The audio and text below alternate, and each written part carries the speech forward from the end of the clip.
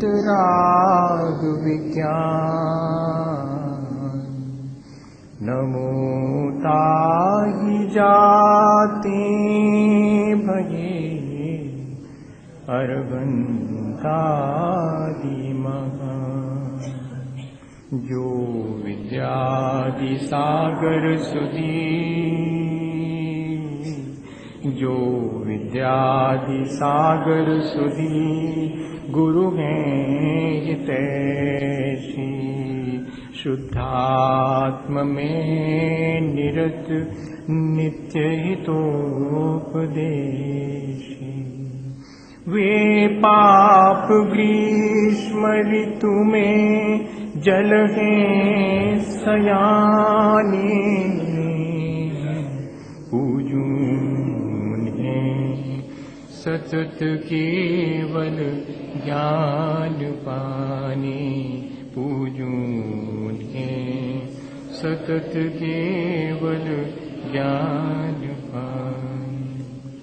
बोले भगवान महावीर स्वामी की, आचार्य कुंद कुंद स्वामी की, आचार्य गुरुवर विद्यासागर मुनि महाराज।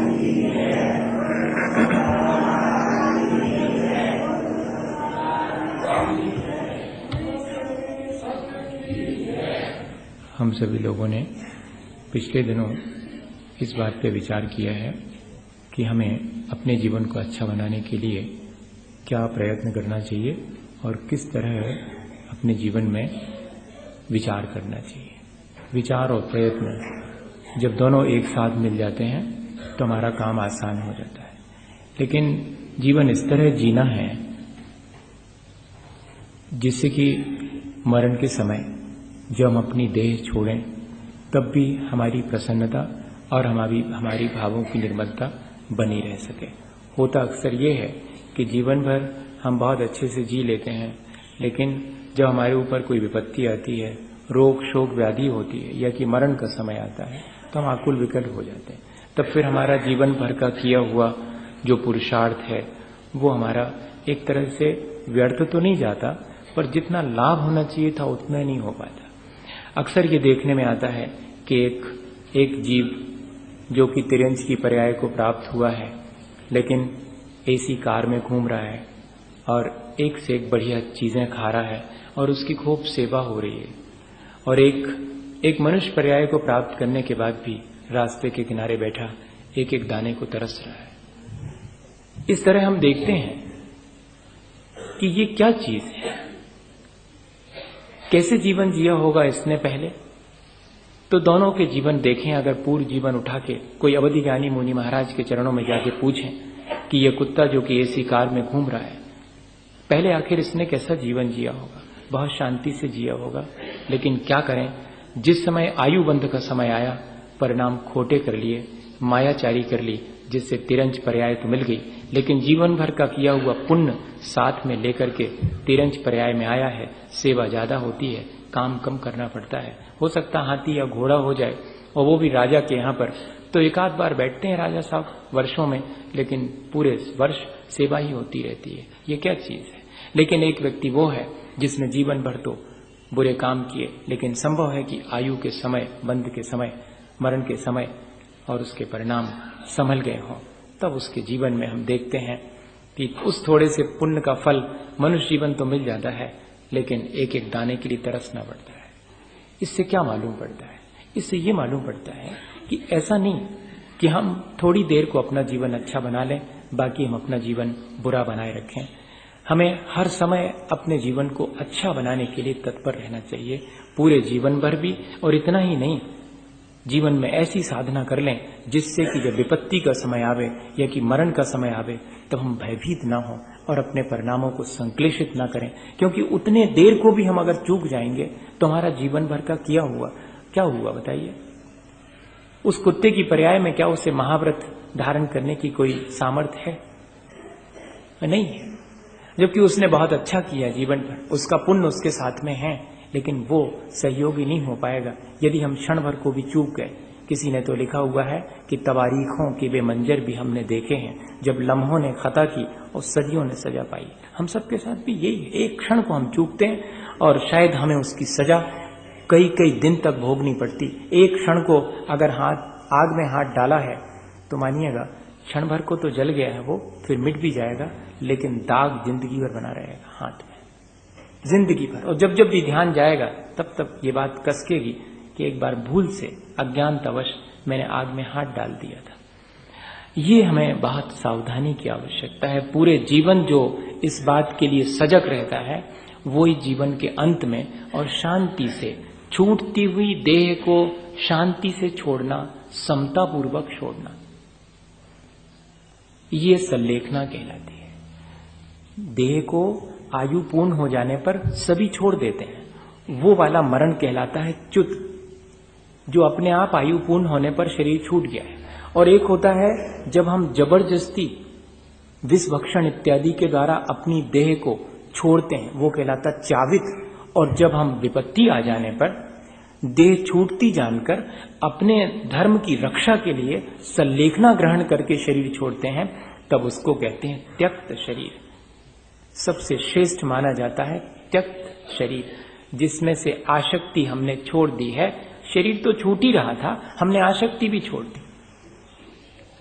हम जीवन अगर हमने जन्म लिया है तो एक न एक दिन हमें मरण भी करना ही पड़ेगा। तीर्थंकर भी मनुष्य की तरह जन्म लेते हैं, उनका भी मरण होता है, लेकिन मरण की वैरायटीज अलग अलग है।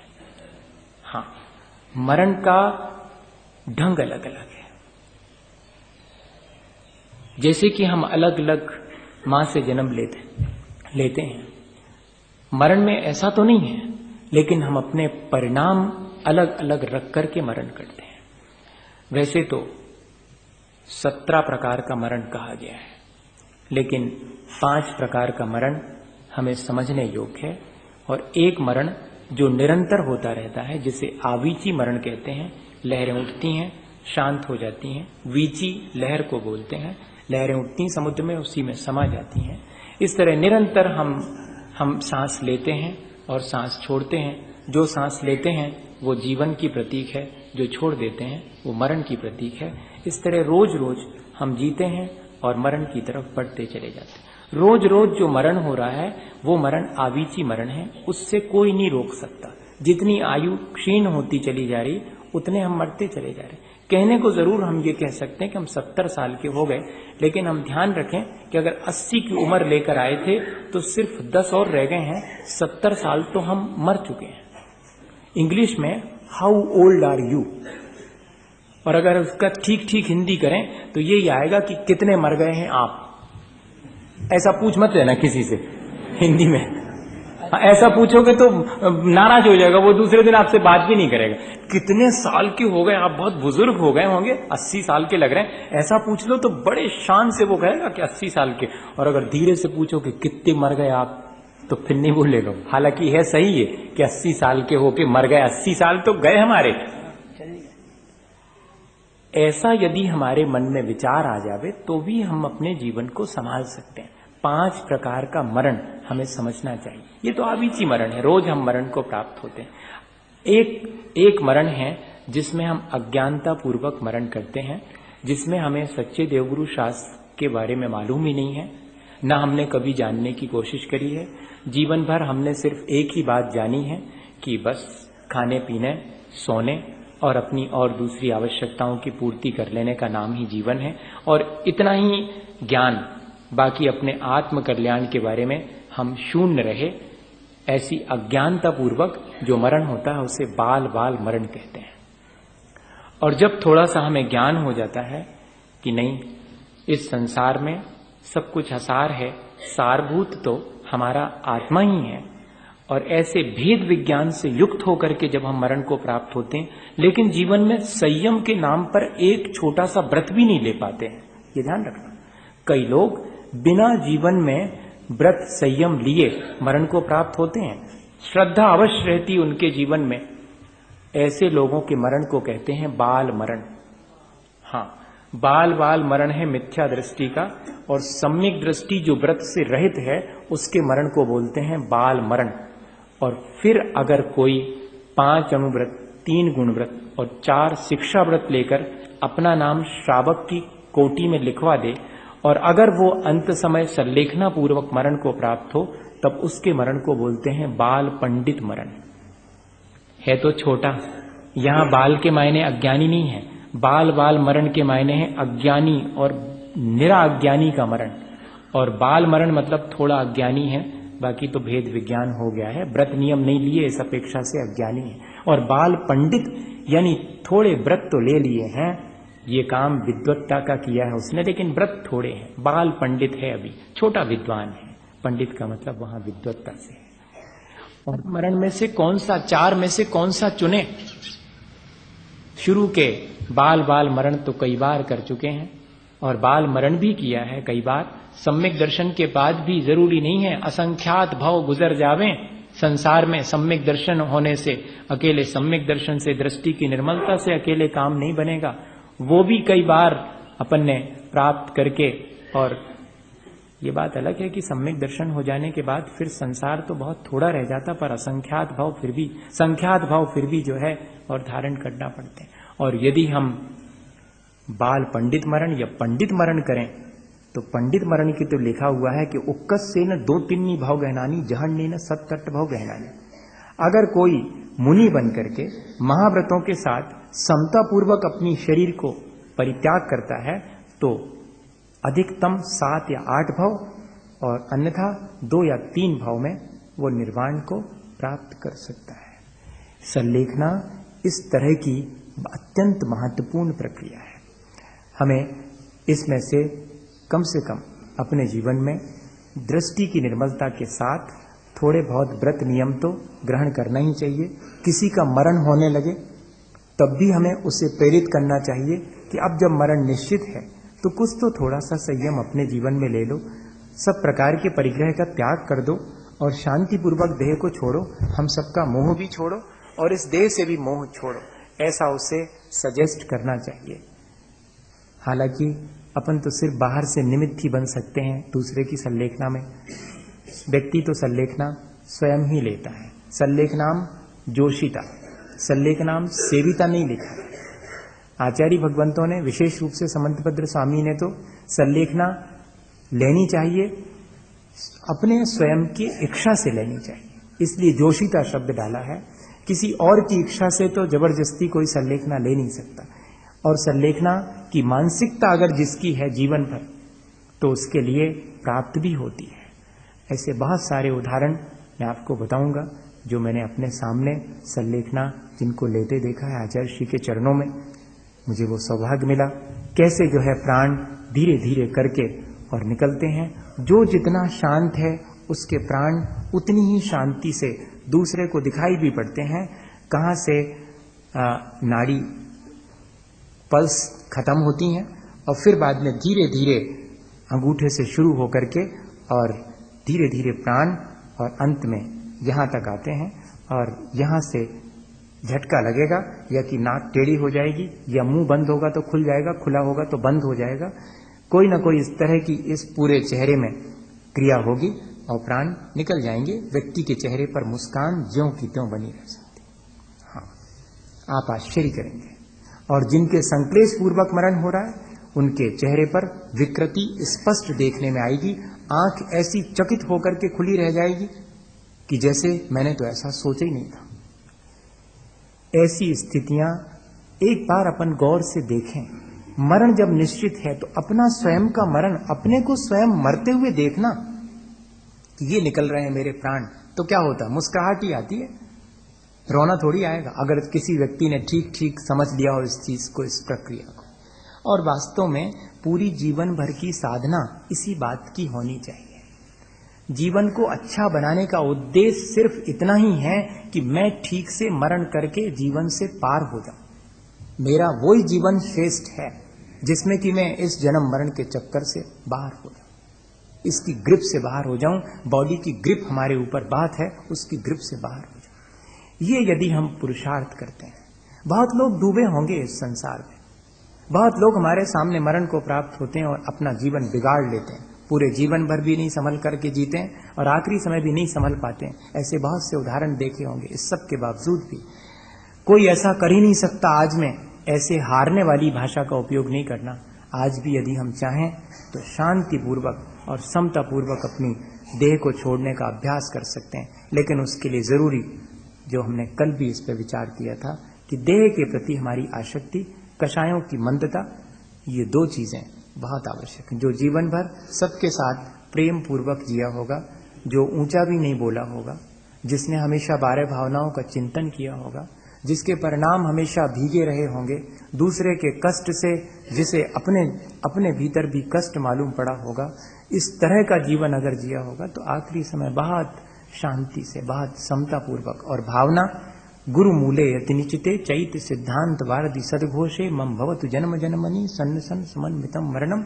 मुझे मरने से बिल्कुल भी डर नहीं है, जितनी बार मरना पड़े मैं मरने को तैयार हूं, लेकिन कुछ बातें हैं जो मैं चाहता हूं मरण के समय, या तो जिनको मैंने गुरु माना है उनके चरणों में मेरा मरण हो, तो मुझे मरने से कोई डर नहीं। गुरु मूले यति निचिते, या फिर जो है मुनि जन जहां पर हो भी नहीं मिले, चैत सिद्धांत वारदी सद घोषे, तब फिर ऐसी जगह मेरा मरण हो कि सुबह से मंदिर की घंटियां बज रही हैं और मेरे कानों में पूजा की ध्वनि, या कि पास में कोई बैठा है और जो नमो अरहंताणम मुझे सुना रहा है और उसकी आवाज मेरे कानों में पड़ रही है, तो मुझे मरने में कोई डर की बात नहीं। मैं शांतिपूर्वक मरण को प्राप्त, ये ऐसा मुझे कई बार भी मरना पड़े, ऐसा कई बार मरने नहीं पड़ेगा।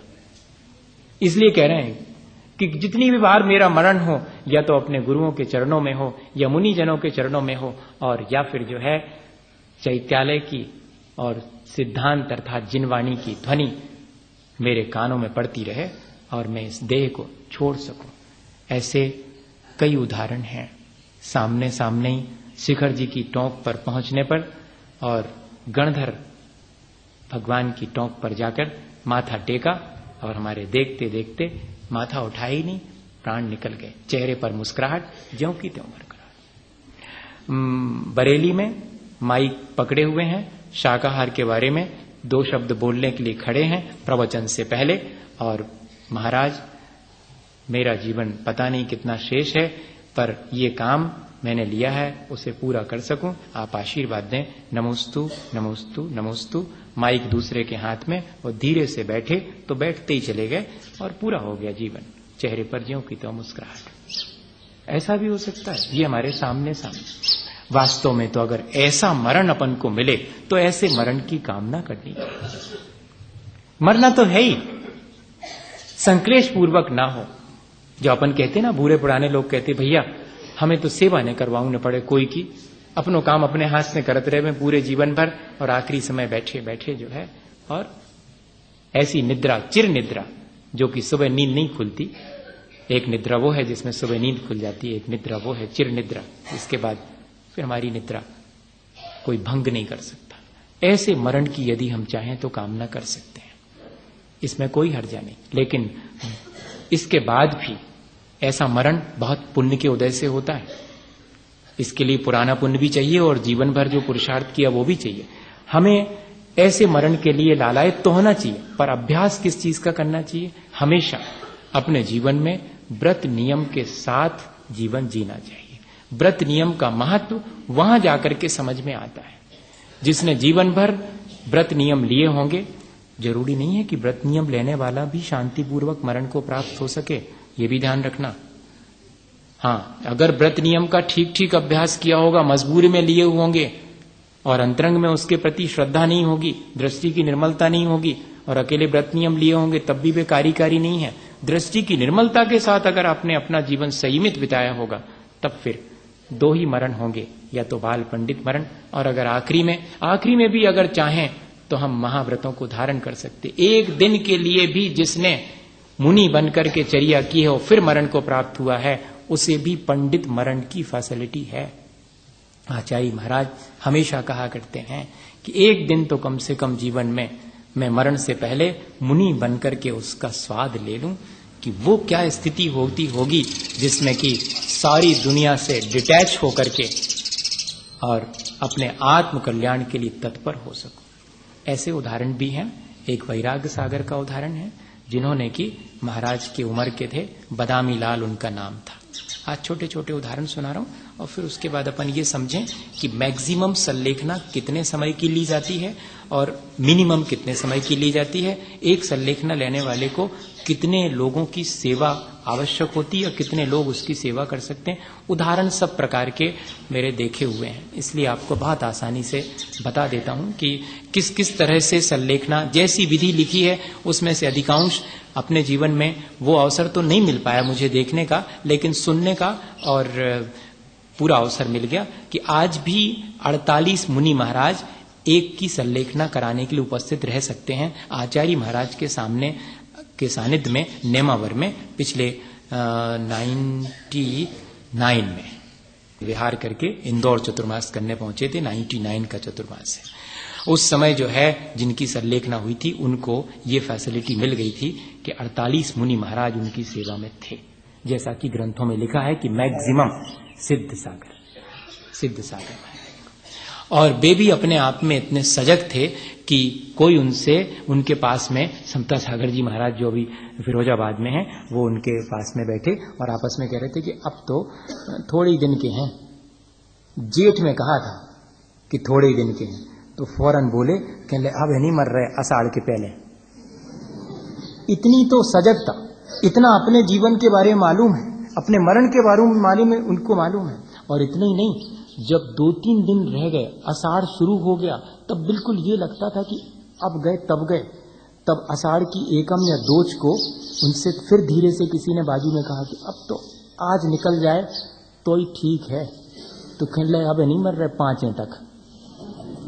और वाकई में पंचमी को, आषाढ़ कृष्णा पंचमी को, और देह का सावधानी पूर्वक त्याग कर आखिरी दम तक जो है पंच नमस्कार मंत्र, ये बात जीवन भर जिसने भावना भाई होगी और भावना के अनुरूप साधना की होगी वो बहुत महत्वपूर्ण। एक 48 वाली चीज ये। और किस तरह से संलेखना 3 भागों में होती है, भक्त प्रत्याख्यान, इंगिनी मरण और प्रायोग गमन। ये 3 में से 2 तो इंगिनी मरण और प्रायोग गमन आज संभव नहीं है। संलेखना के ये दोनों विधियां हैं जो कि वज्र वृषभ नाराज सहनन वाले के लिए ही संभव है, पर फिर भी अभ्यास के रूप में आचार्य चारिक चक्रवर्ती शांति सागर जी महाराज ने इंगिनी मरण प्रकार से संलेखना की थी। ये वीरों का काम है, क्षत्रिय का काम है। हाँ, और भीतर जो है उसी तरह की उतनी सामर्थ्य। अब इन तीनों को अपन समझ लें और इनके उदाहरण अलग अलग जो मैंने देखे हैं वो आपको बता दूंगा। विधि भी जो 12 बरस की होती है संलेखना, जीवन को कैलकुलेट कर लेते हैं। जैसे कि थोड़ा सा इसके बारे में थोड़ा सा ज्ञान होता है।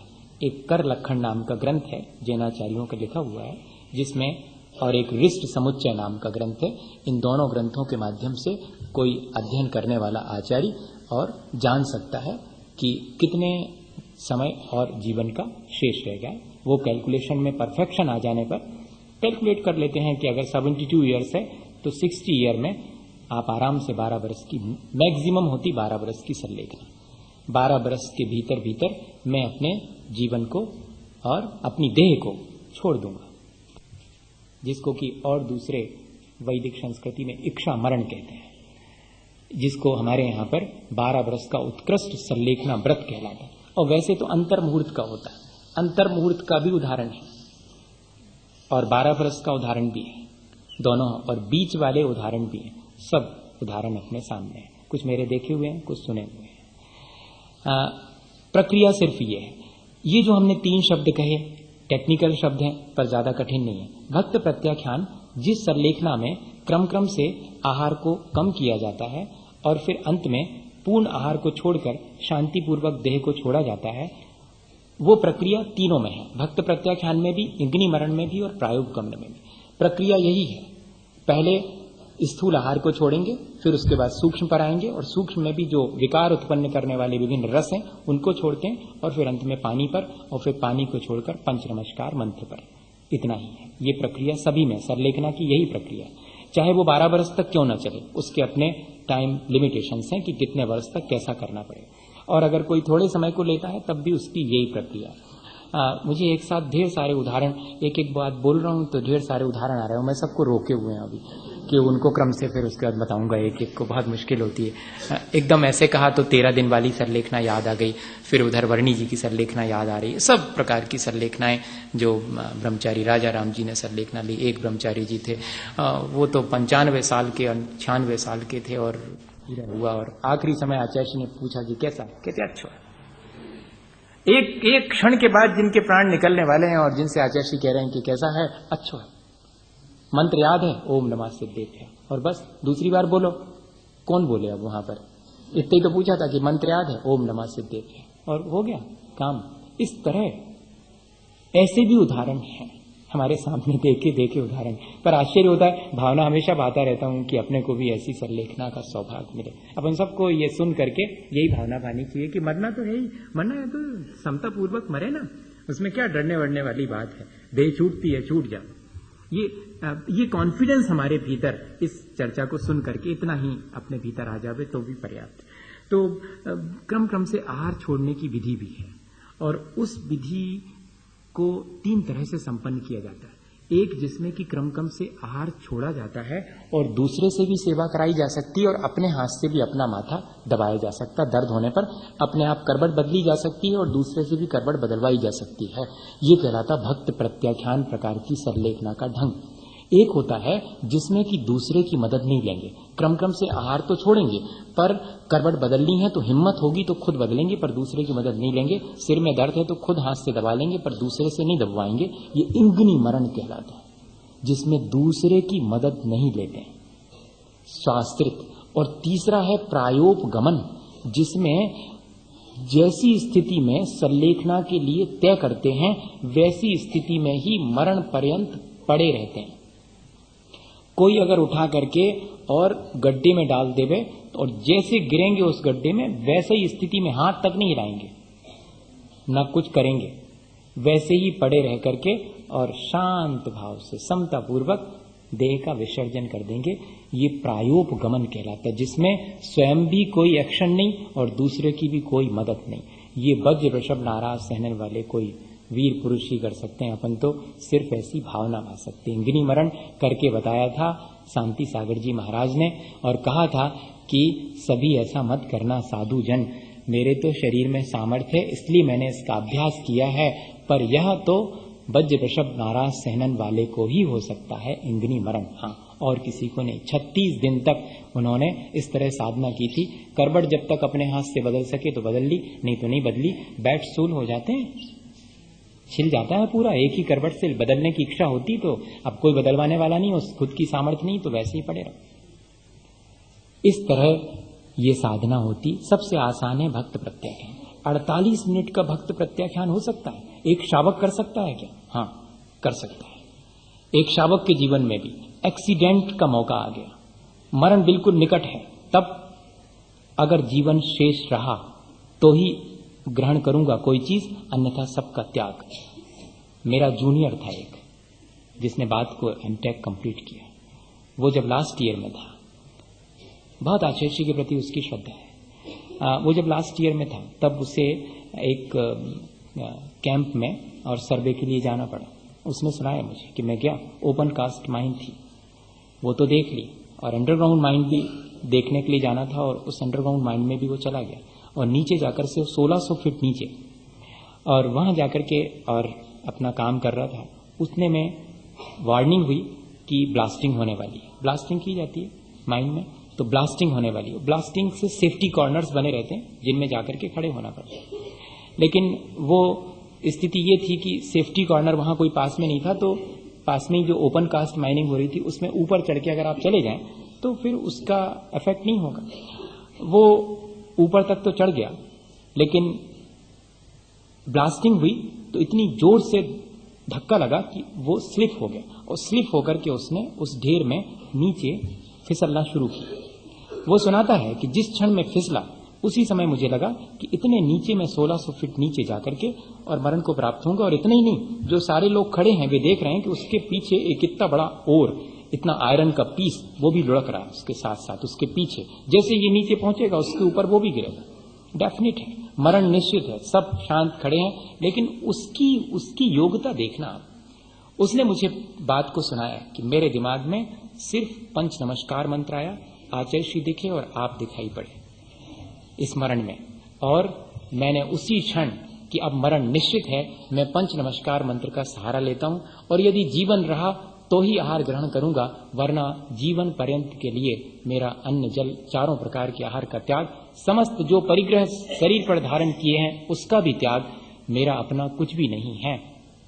और नीचे जाकर के और ऐसे चुपचाप लेट गया, ऊपर से जो पत्थर लुढ़क के आ रहा था वो भी ऐसे जाके जैसे किसी ने टिका दिया। उसने कहा, सारे लोग सोच रहे हैं कि गया, और सब नीचे उतर के आए हैं, पल्स बाकायदे चल रही, हार्ट बीटिंग है, बेहोश भर हो गया था और जा रहे हैं किसी महायात्रा पर। ऐसी मानसिकता यदि हम बना लें तो अवसर, जिसकी हमेशा यात्रा की आदत रहती है उसका होलडाल तो हमेशा तैयार रहता है।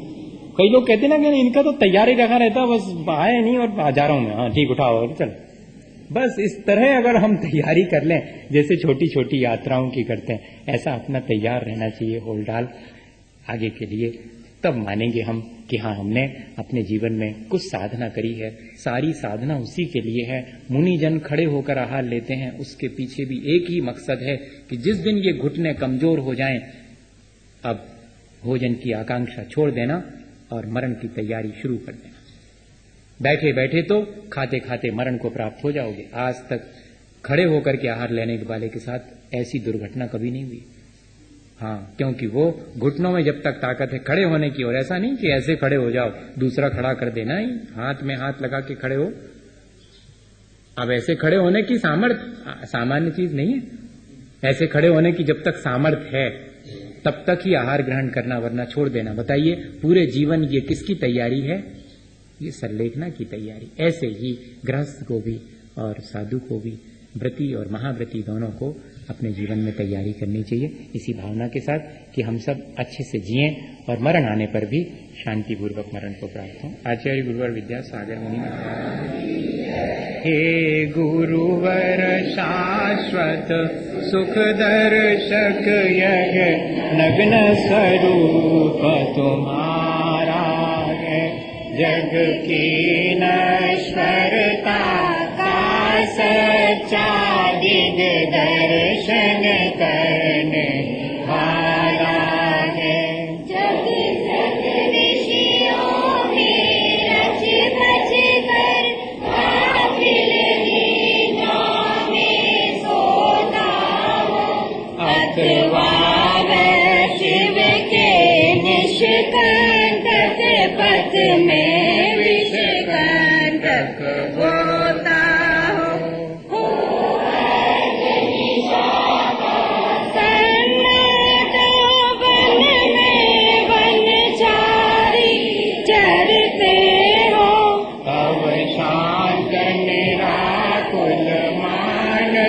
तुम तत्वों का चिंतन करते हो, करते तप शैल नदी तट पर, तरु तल वर्षा की झड़ियों में, समता रस पान किया करते, सुख दुख दोनों की घड़ियों में। भव